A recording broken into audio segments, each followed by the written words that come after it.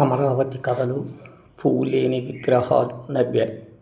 అమరావతి దేవాలయంలో 10 కుటుంబాల వారు అర్చకులు. అందులోని అర్చకుల్లోకి పెద్దయ్య గారి కొడుకు నారాయణ 6 ఏళ్ళు పసివాడు. అక్షరాభ్యాసం చేసి ఎంతో కాలం కాకపోయినా ఆలు శాంతం రాకపోయినా కుంచెకోలతో పెద్ద గుడి తలుపులు తీయటం చేతనం. స్వామి దగ్గర అఖండ దీపారాధన కునికిపోకుండా చూడటం చేతనవు. స్వామి నిర్మాల్యము తీయటం చేతనవు. శటగోపురం పెట్టడం చేతనవు. కానీ డబ్బులు లెక్క పెట్టడం చేత కాదు.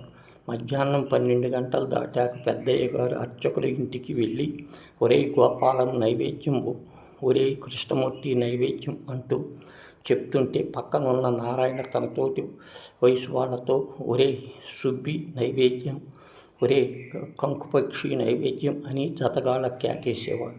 10 మంది అర్చకులు నైవేద్య తిప్పడాలు తీసుకుని దేవాలయాలకు బయలుదేరితే వాళ్ళ వెనుక పిల్లలు మడిగట్టుకొని తండ్రుల వెంట బయలుదేరారు. ఇళ్ల దగ్గర తల్లుల్ని వేధించి పిల్లలు అంగోస్త్రాలు గోచిపోసి కప్పించుకునేవారు. వాళ్ళు కూడా చిన్న చిన్న నైవేద్యాలు చిన్న పళ్ళాల్లో పెట్టించుకొని గ్లాసుల్లో నీళ్లు తీసుకొని తండ్రుల వెంట బయలుదేరారు. ముందు 10 మంది అర్చకులు పెద్ద పళ్ళాలతో మహానివేదన తీసుకెళ్తుంటే వాళ్ళ వెంట మరో 10 చిన్న నైవేద్యాలు గోచీలు కూడా పోతుంటే మళ్ళీ తోపుకుంటూ తండ్రుల వెంట గునగున నవ్వుతూ పరిగెత్తుతున్న పిల్లలు కాళ్ళు సర్రును కాలుతున్నా లెక్క చేయకుండా గ్లాసు నీళ్లతో తొనికిపోతున్నా గమనించకుండా పోటీ పడి పరిగెత్తటాలు. అలా 2వ ప్రాకారం వచ్చేసరికి అక్కడ చిన్నపు నాపరాయి బండలు ఎండకి సలసలా కాగుతూ ఉంటే వాటి మీద పిల్లలు లేత పాదాలు సర్రున కాలుతూ పిల్లలు పరిగెత్తినంత దూరం పరిగెత్తి ఇక లాభం లేదని గ్లాసులో నీళ్లు కాసిని ఆ బండ మీద రొంపుకొని ఆ నీళ్లలో నుంచునేవారు.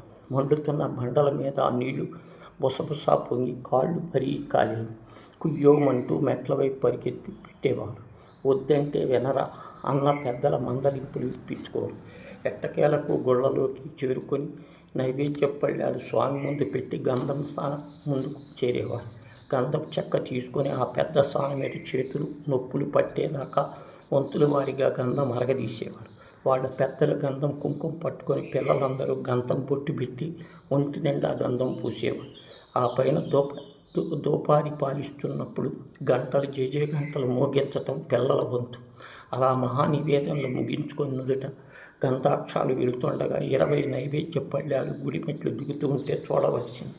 శివరాత్రి ఉత్సవాలు పలికావు చెయ్యాలి రండ్రా అని పెద్దయ్య గారు పెద్దలందరినీ తొందర చేస్తే నారాయణరావు పిల్లలందరినీ కూర్చి మేము వస్తాం. విగ్రహాలు ఉత్తర మండపంలో పెద్దల విగ్రహాలు చూస్తుంటే పిల్లలు ఒక పక్క పట్టుకొని మోస్తున్న నటిస్తూ వాళ్ళతో పాటు అమ్మ అయ్యా అంటున్నారు. 2 గంటల నీళ్ళ కృష్ణ నుంచి తెచ్చారు. పిల్లలు కూడా పానక బిందెలు నీళ్లు మోసారు. విగ్రహాల ముందు చింతపండు పులుసుతో తోమారు. ఆ పైన ఇసుక తిన్నెల్లో నుంచి ప్రత్యేకించి తెచ్చిన మెత్తటి ఇసుకతో విగ్రహాన్ని బుద్ధి తళతళలాడారు. విగ్రహాలు బట్టలు కట్టాలి. అమ్మ చీర, అయ్యవారికి దోవతి, చండీశ్వరుడు పాగా, ఊరేగింపు విగ్రహాలు వేరే బట్టలు అలంకారాలు చెయ్యాలి. పెద్దయ్య గారు చిన్న ఉత్సవ విగ్రహాలకు బట్టలు కొడుతున్నారు.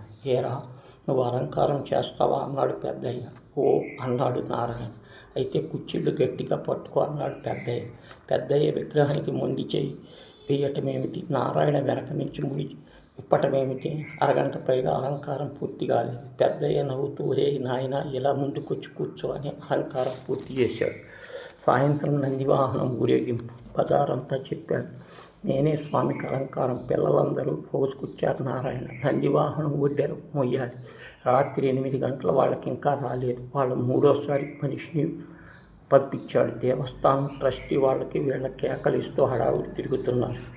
ఒడ్డెర్లు తగులాడుకుంటున్నారు. నీ అమ్మ తప్పు నీదే, నీ అక్క తప్పు నీదే వాదులాడుకుంటారు. దెబ్బలాడు ఒకటే తక్కువ.